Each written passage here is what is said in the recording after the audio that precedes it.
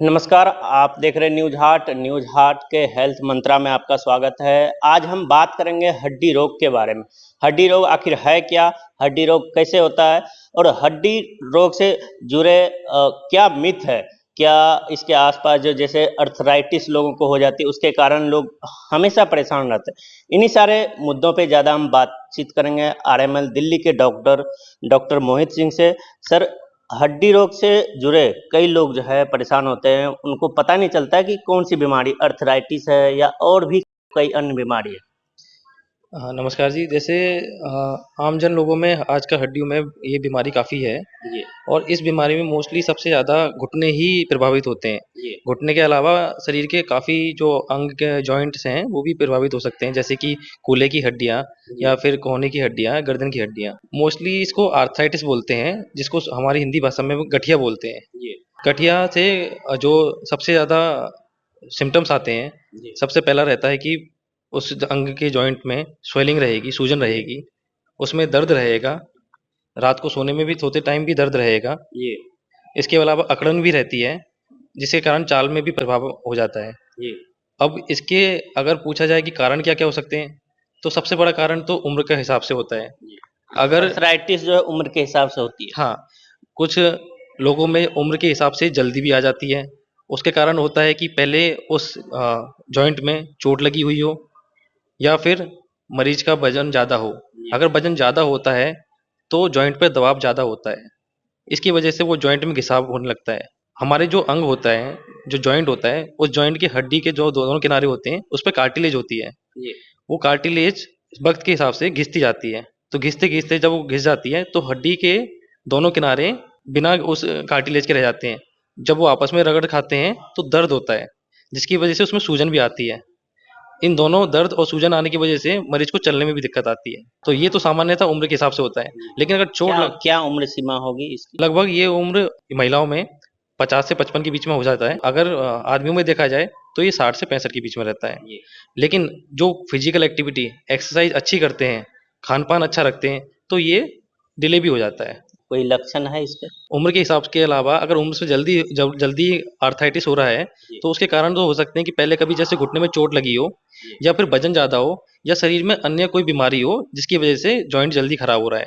बिना चोट के सामान्य आदमी में आर्थराइटिस हो रहा है, जी, तो उसको रोकने के लिए खान-पान के साथ-साथ फिजिकल एक्टिविटी, एक्सरसाइज़ेज़ ये भी ज़रूरी है। जैसे कि महिला की उम्र 40 के पार होती है, जी, तो शरीर में काफ़ी परिवर्तन आते हैं, हार्मोन्स की चेंजेज़ होने लगते हैं। क्योंकि मेनोपॉज़ हो जाता है, तो बॉडी में कैल्शियम का एब्ज़ॉर्प्शन इतना ज़्यादा अच्छी तरह से होता नहीं है, कैल्शियम पचित नहीं होता पाता है। जी, तो कैल्शियम का सप्लीमेंट अगर लेते रहें, साथ में वर्जिश भी करते रहें, जो घुटने की फिज़ियोथेरेपी होती है या फिर कूल्हे की फिज़ियोथेरेपी करते रहें, साथ में विटामिन डी का सप्लीमेंट लेते रहें और अच्छी प्रोटीन डाइट रखें, तो ये बीमारी को टाला भी जा सकता है। पनोरमा ग्रुप जो सोचता है वो करता है।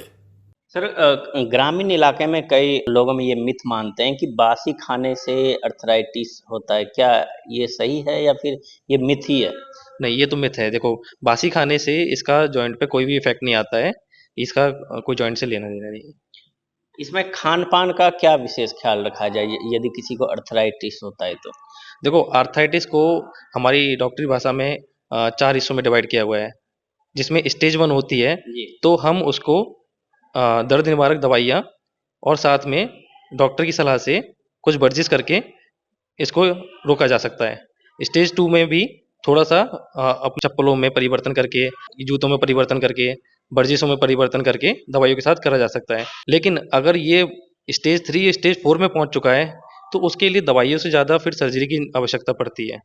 तो अगर स्टेज 1 और स्टेज 2 में ही जल्दी से मरीज़ आएँगे, तो उनको ज़्यादा फ़ायदा होगा, जल्दी आएँगे तो। अर्थराइटिस कहीं भी हो सकता है, ब्रेन में भी हो सकता है या घुटनों में या फिर स्पाइन में भी हो नहीं, सकता देखो, आर्थराइटिस जो टर्म है वो हड्डी से रिलेटेड होती है, है? वो जी, ब्रेन में नहीं होता है। जो हमारे जॉइंट्स होते हैं जैसे घुटने, कूल्हे, कोहनी जहाँ भी जॉइंट होगा वहाँ पे हाँ, हाँ। अर्थराइटिस हो सकता है। क्योंकि जॉइंट्स के जो दोनों साइड की हड्डियाँ होती हैं, उसपे कार्टिलेज होती है। जब वो घिस जाएगी, तभी वो आर्थराइटिस होने स्टार्ट होता है। आपने सर सर्जरी की बात कही।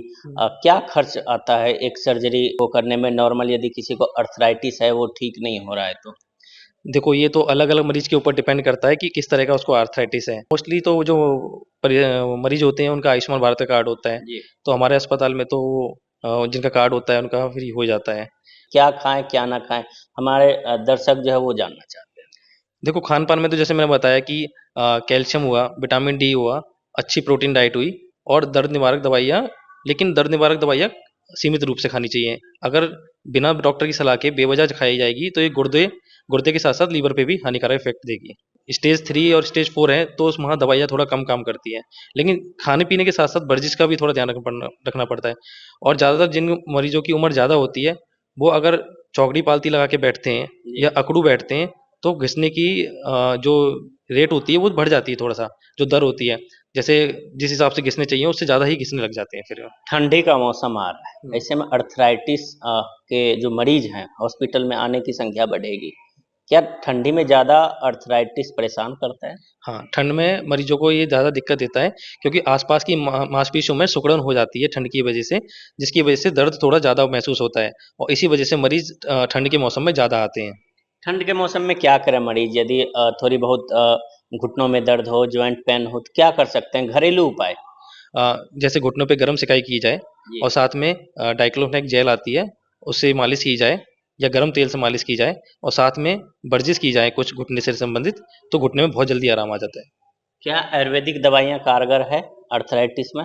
देखिए उस फील्ड से मेरा थोड़ा इतना रिलेटिव नहीं हूँ तो मुझे मैं कह नहीं सकता हूँ, लेकिन हमारे फील्ड में तो स्टेज 1 और स्टेज 2 में इफेक्ट आता है। लेकिन आर्थराइटिस को रोका नहीं जा सकता है लेकिन डिले किया जा सकता है। अगर एक बार आर्थराइटिस स्टार्ट हो गया है तो हमारा काम होता है कि इसको डिले किया जाए जब तक कि सर्जरी से बचा जा सके, तो बचना चाहिए। चलिए, ये थे आरएमएल के डॉक्टर मोहित सिंह, जिन्होंने अर्थराइटिस और जोड़ों के दर्द के बारे में पूरी जानकारी दी। ये जानकारी आपको कैसे लगी, आप अपनी राय कमेंट बॉक्स में दे सकते हैं। तब तक देखते रहे न्यूज़ हाट। धन्यवाद।